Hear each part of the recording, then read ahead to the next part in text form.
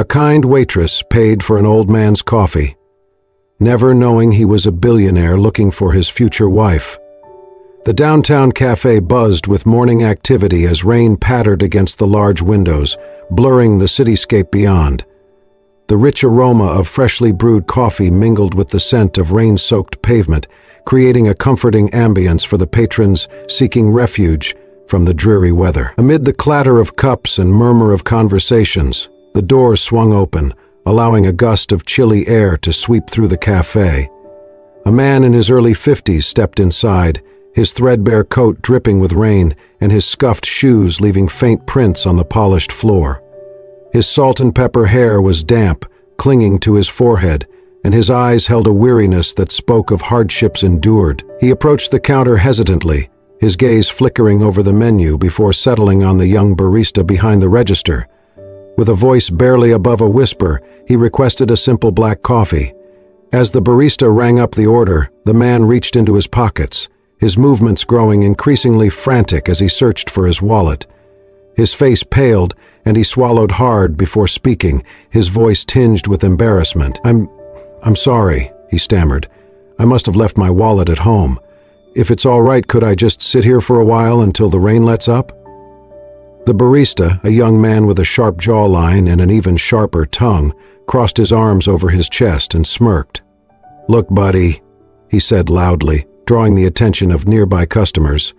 "This isn't a shelter. We don't give out freebies to folks who can't pay. If you don't have money, you can't stay." The man's cheeks flushed a deep crimson as he took a step back, his eyes darting to the floor.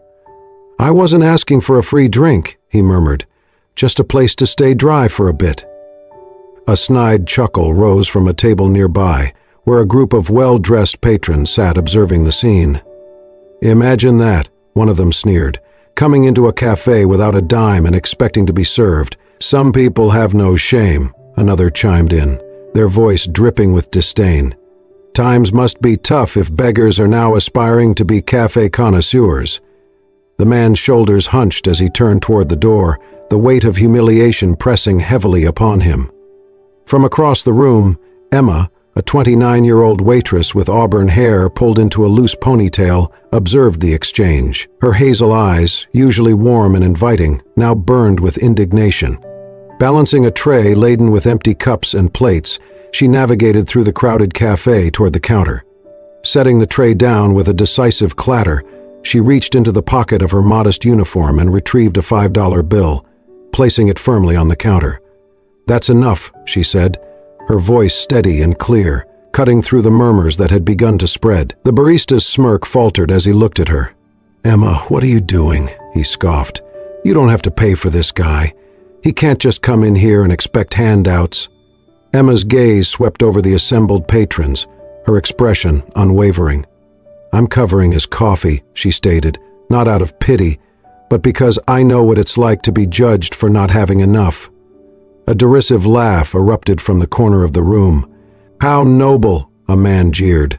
"A waitress playing the hero. Maybe you're hoping for a tip from him later."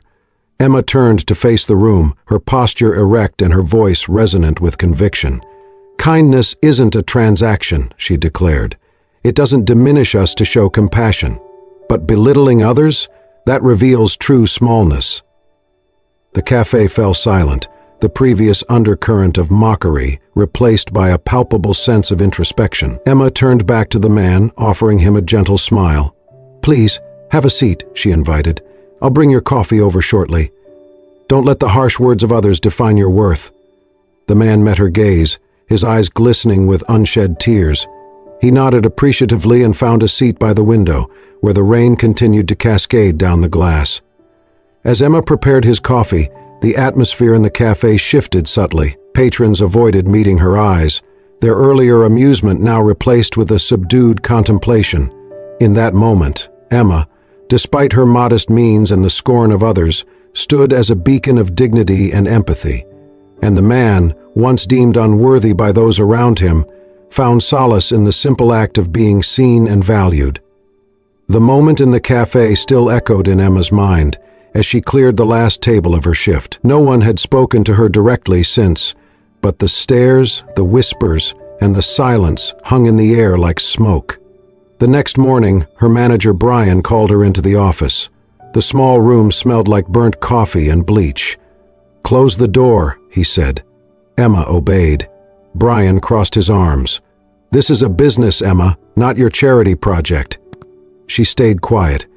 "You don't get to decide who gets freebies," he continued. "If you want to play Mother Teresa, do it off the clock. I paid for it," she said calmly. "That's not the point," he snapped. "You embarrassed your coworker and made customers uncomfortable." Emma looked him in the eye. "No, he embarrassed himself." "Don't test me," Brian said sharply. "You're here to serve, not lecture." A beat of silence. "Can I go?" she asked. "Get out, and remember your place." Back in the kitchen, Marcy and Josh stood by the sink. They went quiet when she walked in. As she passed, Marcy muttered just loud enough, "Must be nice, acting noble when you still split rent with your kid sister." Josh chuckled. Bet she thought the guy was a secret millionaire. Emma said nothing. She grabbed her coat, signed out, and stepped into the drizzle outside.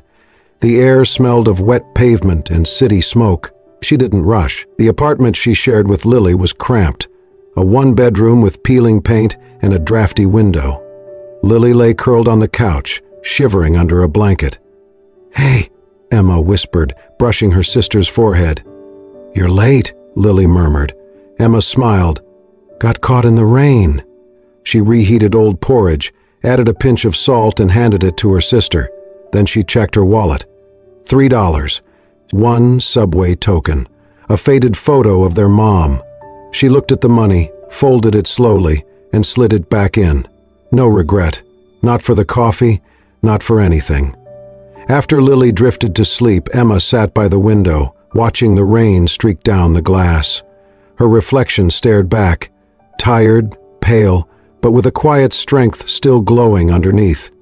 Her thoughts slipped back to years ago, 15 maybe, when their mother collapsed in a street market. People had passed without stopping. All but one. An old woman in a patched skirt had knelt beside them, offering water and wrapping a shawl around Emma's shoulders. Emma never knew her name, but she remembered her kindness. That moment became a promise, so when she saw that man in the cafe, wet, ashamed, invisible, there was no decision to make. She did what needed to be done. The judgment didn't matter. She mattered. That night, before turning off the light, she whispered into the dark, just for herself, "I'd rather be mocked for doing the right thing than praised for staying silent." And in that little apartment, with nothing to spare but her own dignity, Emma felt something rare. Peace. It had been 4 days since the incident, 4 long shifts filled with half-heard whispers and glances that lingered a little too long. Emma had learned to live with being invisible, but now she was visible for something she hadn't asked for, and the stares felt heavier than silence ever had. That morning the cafe hummed as usual, cups clinking, steam hissing, idle conversation. Emma moved from table to table, wiping crumbs, stacking plates, offering polite smiles. Then the doorbell chimed. She didn't look up right away. But something shifted. The air stilled, and curiosity tugged at her. She glanced toward the door. A tall man entered, dressed in a charcoal suit and silk scarf, his salt and pepper hair neatly combed. His polished shoes tapped lightly across the floor. He looked like a man who belonged in a glass tower, not this modest cafe, but there was something unmistakable in his eyes. Emma froze. He didn't go to the counter. He walked to the table by the window, the same seat where a soaked, humiliated man had once sat, and took it without a word. Emma gripped the cloth in her hand. Her heart thudded. She approached with a menu, unsure whether to act like she didn't know or to speak the truth aloud. Before she could say anything, he looked up. "I'm not here to order." She paused. "I only have one question," he said. "Why did you help me?" Emma blinked. I just couldn't watch it happen. You didn't know me. You had nothing to gain." She hesitated. "You didn't look like someone asking for a handout. You looked like someone being made to feel small. And I know that feeling." She sat down across from him, setting the menu aside. "When I was 17, she said, my mom collapsed in a market. No one helped. They walked around her like she was a problem. Except one woman, an old lady with barely anything herself. She stayed, and I promised I'd be like her if I ever got the chance." He didn't interrupt. He just listened. "That day," she said softly, "I remembered that promise." A few beats of silence passed. Then he asked, "Do you read?" Emma blinked. "Books?" He nodded. "I used to, not much lately. I liked stories about ordinary people doing brave things." He smiled faintly. "Good choice." They started talking about books, cities, music, Bach, Chopin, why people grow cruel when they feel powerless. He mentioned authors Emma had never read, and she didn't pretend to know them. She answered with curiosity, not pretense. Minutes passed, then more. The cafe noise faded into background hum. At one point, Emma laughed, really laughed, for the first time in days. "You're not what I expected," she said. He raised an eyebrow. "What did you expect?" She shrugged. "Someone who just wanted to say thank you and disappear." He looked down, then met her eyes again. "I've had wealth for a long time," he said, "but very few people have made me feel human again. That day, you did." Emma didn't respond. She didn't need to. In that moment, they were just two people. Not a waitress and a billionaire, not a stranger and a savior, just two souls, finally seen. And neither of them would forget it. It was exactly 1 week after their second encounter when Emma received the envelope. There was no return address, no sender's name, just a heavy ivory card inside, embossed with gold lettering and the unmistakable logo of the Ainsley A, five-star hotel in the heart of the city known more for hosting heads of state than waitresses from Waittown cafes. Her name was printed clearly at the top, Emma L. Bennett, guest of Charles H. Everlyn. She stared at it for a long time, the afternoon light catching the gold seal like a secret. It was daring her to open. She almost didn't go, but curiosity, mixed with a strange tightness in her chest, led her to the hotel lobby 3 days later, dressed in her only nice blouse, shoes borrowed from her roommate, and her hair pinned back with trembling hands. When she stepped through the revolving doors, it felt like entering another world. Polished marble floors, chandeliers dripping with light, people who walked with quiet entitlement. She approached the front desk, her voice barely steady. "Emma Bennett, I think. I have a meeting." The concierge nodded without surprise and directed her to a private lounge on the 21st floor. "Mr. Everlyn will join you shortly, Mr. Everlyn." She rode the elevator in silence, her heart thudding. The lounge was quiet, opulent. Deep leather chairs, soft jazz humming from invisible speakers, and a view that overlooked the skyline like a throne room in the sky. She stood by the window, unsure if she belonged anywhere near this kind of world, until the door behind her opened. She turned. Charles. But not the man from the cafe, not even the suited figure from days ago. This Charles wore presence like a tailored suit. Flanked by 2 assistants who lingered briefly at the door, he walked in with the kind of authority that didn't demand attention. It simply was. "Emma," he said, his voice smooth, low, "thank you for coming." She tried to smile, but her voice caught. "This isn't exactly a coffee shop." He gestured toward the table set near the window, already prepared with tea, fruit, and an untouched espresso. "Please," he said, "sit." She obeyed, still unsure if she was being honored or inspected. He sat across from her, folding his hands. "I wanted to tell you in person," he began, "because anything less would feel dishonest." She waited. "My name," he said, "is Charles H. Everlyn. I'm the founder of Everlyn Holdings. We operate in 12 countries, primarily in infrastructure and social impact investing." Emma blinked. She opened her mouth but said nothing. "I wasn't pretending to be someone else," he added quickly. "But that morning at the cafe, I dressed down, yes. I didn't bring my wallet on purpose. I needed to know, what would people see when there was nothing to gain?" Emma stared at the tea in front of her, as if it might offer clarity. "My wife passed away 15 years ago," he continued, his voice quieter now. "Cancer, sudden, We never had children. After she died, I stopped trusting people. Stopped believing kindness was real. I began traveling anonymously, visiting cities, towns, not just to see the world, but to see who still lived with heart in it. He looked at her directly. That day, I found someone. Emma's throat tightened. She didn't know if she felt honored or horrified. You set me up? She asked, voice shaking slightly. No, he said gently. I didn't approach you. I didn't ask for anything. I simply watched. And you chose. She shook her head slowly. I don't know whether to feel grateful or manipulated. He nodded. I understand that. I do. Emma stood abruptly, her chair scraping softly against the rug. So what now? She asked. You tell me I passed your little morality test, and then what? You write me a check? Offer me a job? A car? Charles didn't flinch. I offer you nothing, unless you choose to hear me out. Emma's breath was shaky, her emotions a storm of contradiction, shock, offense, curiosity, awe. He stood too, walked to the window, hands clasped behind his back.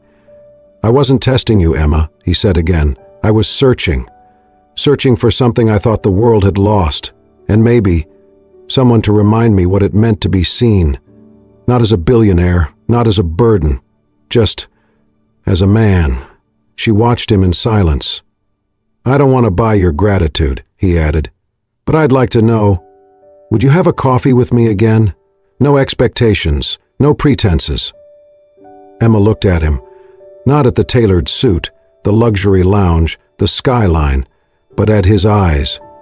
The same eyes that had looked down, wet with shame, clutching a tattered coat and asking to stay dry.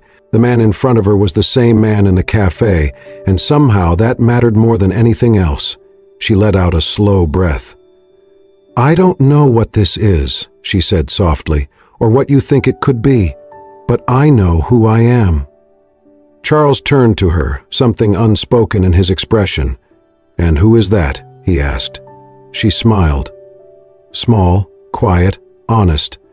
Someone who didn't do it to be noticed, and someone who's not afraid to walk away if that's all this turns out to be. He nodded, the corners of his mouth lifting. That's what makes you different. And for the first time, Emma realized this wasn't a test. It was an invitation, not into wealth, but into something far rarer, being seen and being remembered. Not for who you impress, but for who you choose to be when no one is watching. Emma didn't expect to hear from Charles again. She thought perhaps their last conversation at the hotel had been the end of something strange, surreal, a moment outside her normal life, a window she had looked through but would never be allowed to step beyond. But the very next afternoon, another envelope arrived. No gold embossing this time, just her name, written in careful penmanship. Inside was a short note, written in the same steady hand. Emma, I'm traveling to Montreal next week. I visit every year.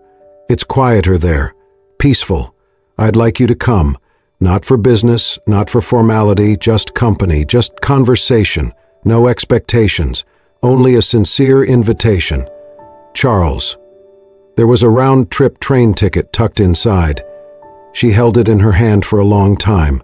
Later that night, in the cramped kitchen of their small apartment, Emma stared at the rice boiling on the stove, while her younger sister Lily sat bundled on the couch, coughing softly between sips of tea. You're quiet, Lily said. Emma smiled faintly. That's rare, huh? Lily tilted her head. You thinking about him? Emma nodded. She told Lily everything, about the invitation, the ticket, the way it made her feel as if a door had opened, one she hadn't dared to knock on before. I'm not sure I belong in his world, she said. What if I embarrass myself? What if it changes the way I see myself, or the way he sees me? Lily studied her for a moment. Then she said something Emma never forgot. You've spent your whole life making space for others. Maybe it's time you see what space looks like when someone makes it for you. That night, Emma couldn't sleep. She lay awake listening to the rain tapping the window pane, the sound of city buses humming below, the soft ticking of the old clock on the wall. She thought of the cafe, the way people had laughed, scoffed, judged. She thought of Charles's eyes, humble, searching, human. And she thought of her mother, who used to say, "Don't wait for life to come get you. Sometimes you've got to go find it yourself." By sunrise, her decision was made. She packed lightly, a single bag, a worn journal, 2 changes of clothes, and the book she'd been too tired to finish for months. She left Lily a note on the fridge with grocery money and a hug that lingered longer than usual. At the train station, she stood on the platform with her heart caught somewhere between hesitation and hope. When the train pulled in and the doors opened with a soft hiss, she stepped forward, not into luxury, not into a fantasy, but into the unknown. Charles was waiting in the cabin. No bodyguards, no fanfare, just him, seated by the window, a book in his lap and 2 coffees on the table. He looked up when she entered and smiled, not the practiced smile of a man used to being served, but something warmer, something real. "I didn't think you'd come," he said. Emma sat down across from him, setting her bag gently by her feet. "I didn't think I would either," she replied. "But then I remembered. The world doesn't change unless you walk into it." He nodded thoughtfully. "I'm not offering anything," he said. "No promises, no paths paved in gold. I just thought, maybe it's time I stopped walking alone." Emma looked out the window as the city began to blur, the buildings giving way to trees, the rhythm of the train settling into her chest like a heartbeat. She turned back to him. "Maybe," she said, "we both needed someone to remind us we're still allowed to choose something different." And with that, the train carried them forward. 2 unlikely travelers, bound not by destiny, but by choice. Emma didn't know where the journey would lead, but for the first time in her life she wasn't afraid of the answer, because she wasn't running toward escape or wealth or fantasy. She was walking into something honest, and that, she realized, was enough. The days that followed were unlike anything Emma had ever known. No 5-star hotels, no yachts, no champagne brunches. Instead, she found herself waking up in quiet villages and dusty towns, in modest guest houses and community centers, riding in the back of Charles's old Jeep with the windows down and the wind playing in her hair. He didn't live like the billionaire the world believed him to be. They visited orphanages in the outskirts of small cities where children rushed into Charles's arms, shouting his name, not because he gave them toys, but because he remembered birthdays, favorite books, inside jokes. They went to shelters for recovering addicts, where Charles spoke little but listened deeply. They sat on porches of homes half-built by hands he'd funded but never named, eating soup made by people who had no idea the man across from them owned half the skyline. Emma watched all of this in quiet awe.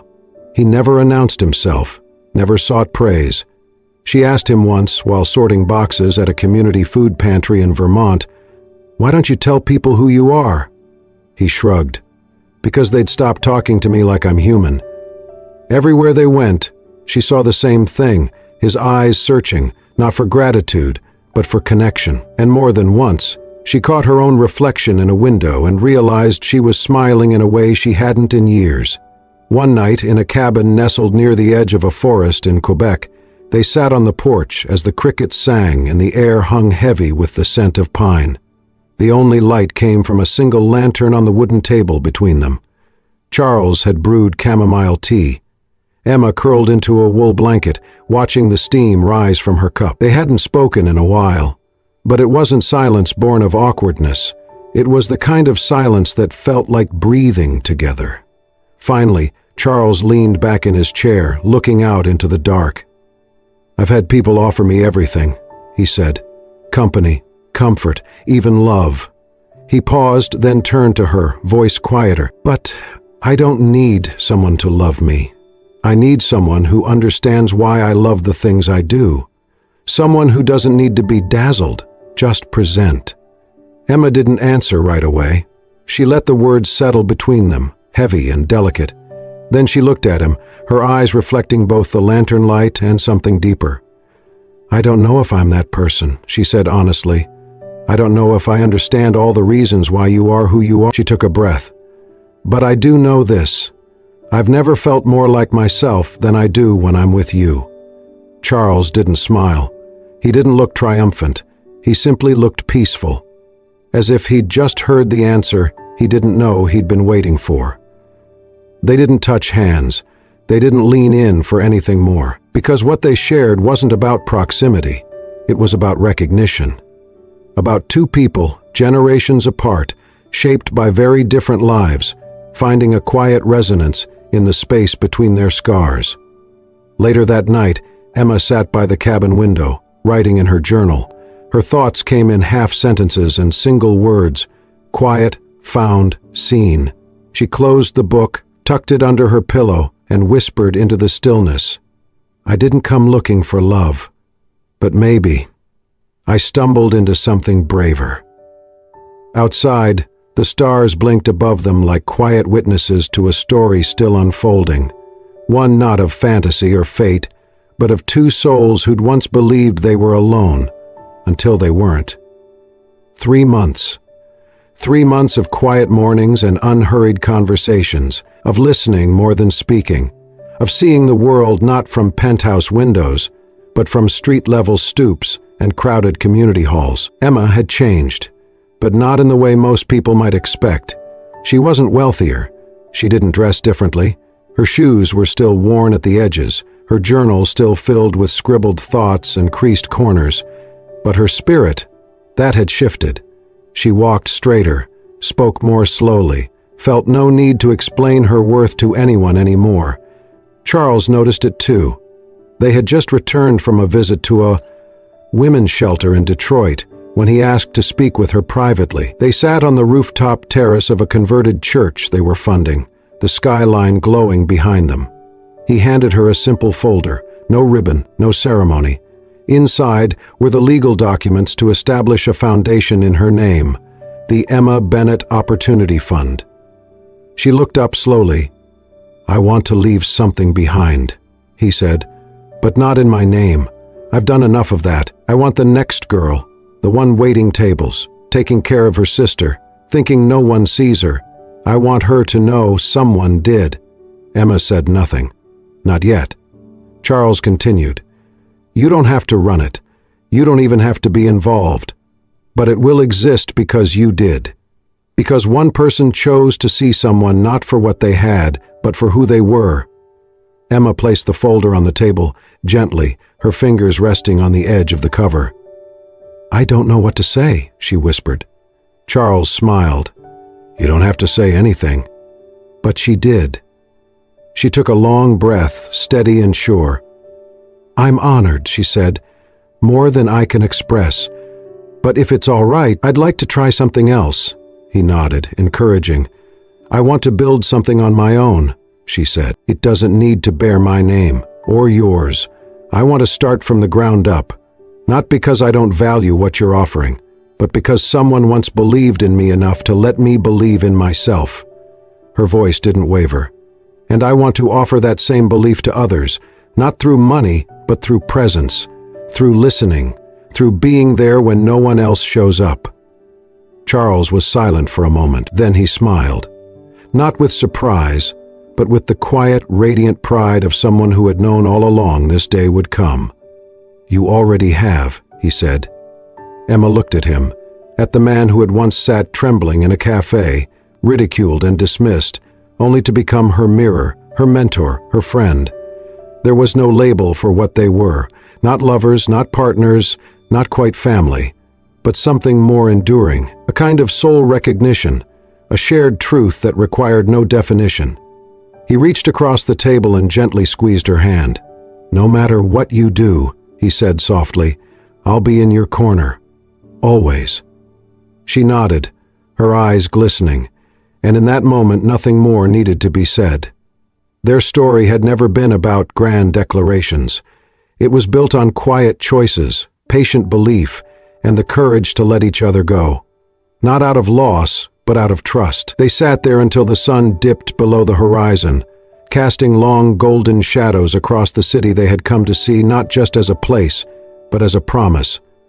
A promise that kindness, once offered without condition, would always find its way back, and that sometimes the truest form of love is letting someone walk their own road, knowing they carry a piece of you with every step. The rain had returned, soft, steady, as the final letters were pressed onto the cafe window. The first cup. Emma stood across the street with an umbrella in hand, watching as her vision became real. This wasn't just a cafe. It was the cafe, the one where everything began, where a man once stood, soaked, shamed for forgetting his wallet, where she, a waitress with little to give, had offered a $5 bill and unknowingly rewritten her life. Now, the space was hers, but more importantly, it belonged to everyone. She had rebuilt it from scratch, painted the walls, refinished the floors, replaced the lights. With the help of volunteers, small donors, and quiet encouragement from someone who never asked for recognition. Etched beneath the glass logo was the motto, "No one should have to earn kindness." Inside, the cafe glowed with life. Warm lighting, soft jazz, shelves of books, and the low hum of conversations. A chalkboard near the counter didn't list prices. It read, "Your first cup is on us, your second, if you can, on someone else." The piano in the corner waited for the afternoon trio. Tables bore not numbers but handwritten words. Hope, trust, begin. Emma stood near the window, watching the flow of humanity. An exhausted nurse, a delivery driver, a mother and 2 kids, a space for rest, for dignity. Then the door opened. A man stepped inside. Older, hunched, soaked from the rain. His hands trembled as he held the door. He looked uncertain, almost apologetic. A young barista stepped forward. "Sir, this place is for customers only. If you don't have—" Emma crossed the room before he could finish, laying a gentle hand on the barista's shoulder. "It's all right," she said, then turned to the man. "Would you like a seat by the window?" He nodded gratefully. She smiled. "And what would you like today?" "Just something warm," he murmured. "To sit for a bit. It's been a long morning." Emma's voice softened. "Then let's make it longer, with a little peace." She glanced at the barista. "Here, the first cup is always on us. No questions, no shame." He nodded, eyes wide, lesson learned. As she headed to the back, something tugged at her. She turned to the window, and there he was, Charles. Standing across the street, under a black umbrella, his coat collar pulled up, his face calm, eyes warm. He didn't wave, didn't come inside, just watched. She met his gaze, and in that silent moment, something passed between them. Gratitude, farewell, and something else, a promise. He nodded once, then turned and vanished into the rain. Later, during the soft opening, Emma stood beside the piano with a microphone in hand and a warm cup in the other. She looked around the cafe, every seat filled, the air thick with comfort. "Years ago," she began, "I paid for someone's coffee. I didn't know who he was. I just saw someone being made small, and I couldn't look away." She paused. "That cup cost me $5, but what it gave me was a new way to see the world." Some nodded, others wiped their eyes. "I thought I was helping a man who was lost," she said. "But it turns out, he helped me find the version of myself I didn't know I was allowed to become." She set the cup down. "This cafe isn't about selling coffee. It's about presence, about showing up when no one else does." Her voice grew softer. "A man once told me, kindness doesn't need to be remembered. It only needs to be continued." She smiled. "So, that's what we're doing here. One cup at a time." And almost as an afterthought, she added, "Some loves don't need romance. Some lives change with nothing more than a kind gesture and the courage to mean it." The room applauded. A saxophone began to play, and somewhere in the back a first cup was poured. For someone who didn't know they needed it, until they did. And so it began. Again.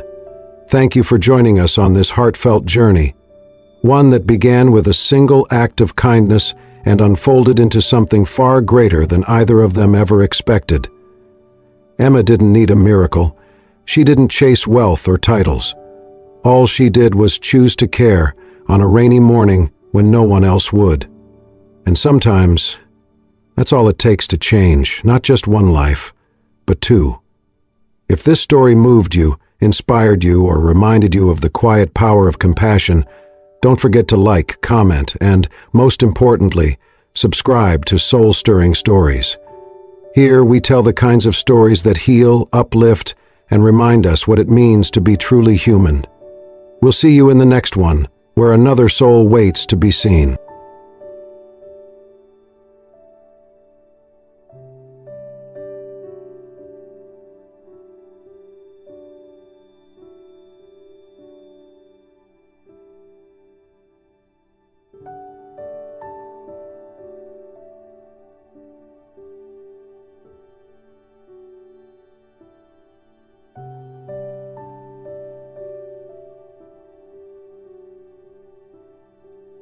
I hope you enjoyed this thrilling journey. On a scale of 1 to 10, how would you rate this story? Let me know in the comments below. Your feedback inspires more epic tales.